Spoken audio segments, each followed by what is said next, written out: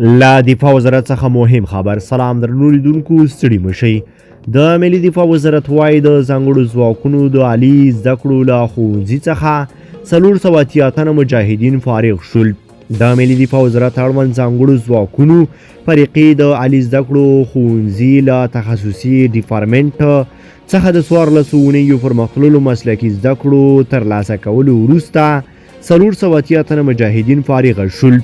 په دغه مراسمو کې د ځانګړو ځواکونو د فرقې قمندان نصرت حاجي لالا، د ځانګړو ځواکونو د فرقې مرستیال مولوي ممتاز احمد عمري، د فرقې درستیزوال او ګڼ شمېر مسؤلینو مجاهدینو ګډون کړی و.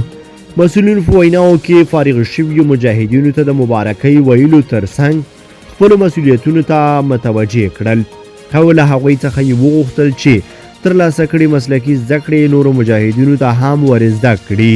همدارس په پای کې فارغ شوي مجاهدینو د اسلامي نظام د ساتنې او د هیواد دفاع لپاره په هر ډول حالاتو او د هیواد په هر ګوټ کې د خدمت لپاره چمتووالی وښودو.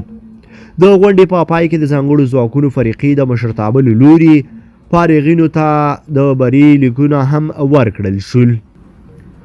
بلخوا د کندهار د اطلاعات او کلتور ریاست چارواکي دغه ولایت په ملي موزیم کې د تاریخي او لرغونو اثارو د زیاتوالي خبر ورکوي.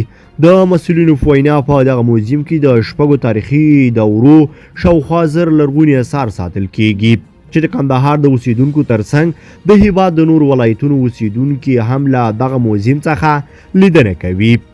د قطر د بهرنی چارو وزیر محمد بن عبدالعزیز الخلیفي د افغانستان لپاره د چین له ځانګړي استازي یو شیانو اوګ سره کتلي دي.